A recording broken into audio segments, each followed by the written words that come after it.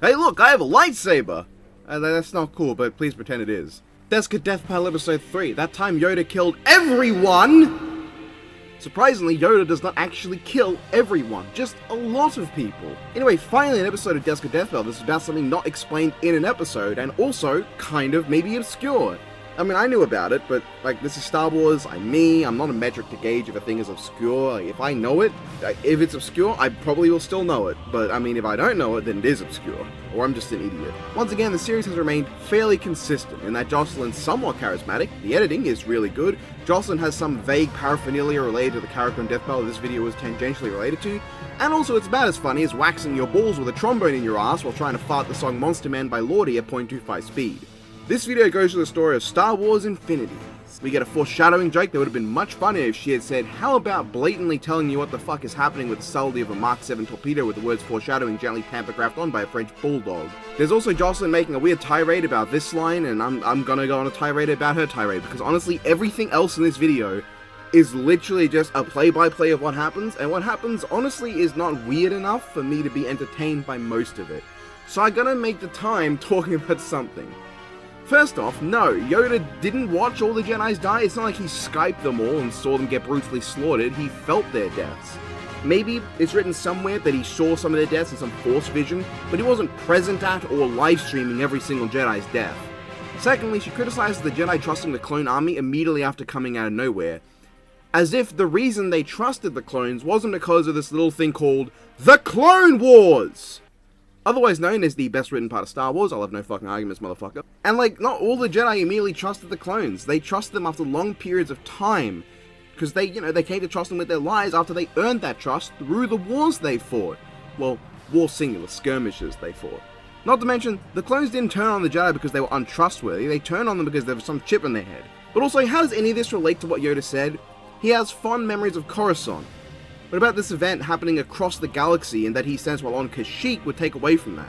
Yeah, all of his friends are dead, but that doesn't mean he lacks fond memories of all the younglings he taught, the Jedi Masters he spent time with, or, yeah, even the clones he befriended over the course of the Clone Wars. Yoda wasn't on Coruscant when Order 66 happened. Why would that make him lose his fond memories of the place that he sat in the council for the years prior to the Clone Wars?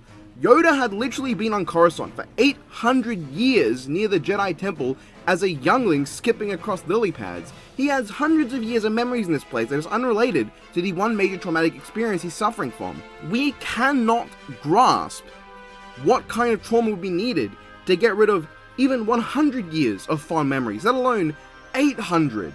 It's ridiculous. Or I guess technically like 700 and a lot more, like, whatever. Also, Jocelyn, don't make fun of the comic's bad foreshadowing when you literally have 2 moments of going, right, he's still totally sane and not psychopathic, right?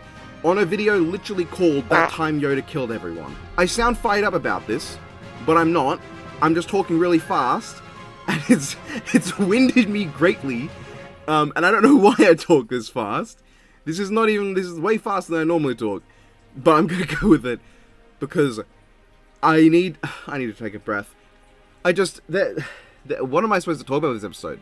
I can't criticize or compliment a direct play-by-play when the only thing added in, as opposed to just saying exactly what happens, is able to be encapsulated by this episode's unfunny.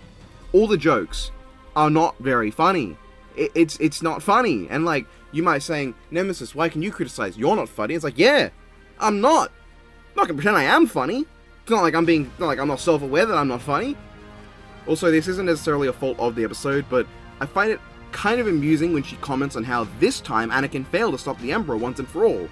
When in both Legends and also canon he also failed to stop the Emperor, Palpatine just sort of keeps on going in both timelines with like Dark Empire and Rise of Skywalker. And that's all I have to say this episode. Like, on one hand, this is a marked improvement because it at least is a topic that fits Desk of Death Battle.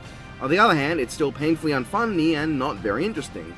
I will say, Jocelyn probably wears the Yoda ears better than the other things she's had this season so far. The lightsabers looks nice. What the fuck am I supposed to say now? This whole bit of reviewing Desk of Death Battle ran its course last review, and I'm still doing it. And I'm gonna do the other episodes too, for no reason. Hey, watch me kill myself! Yay!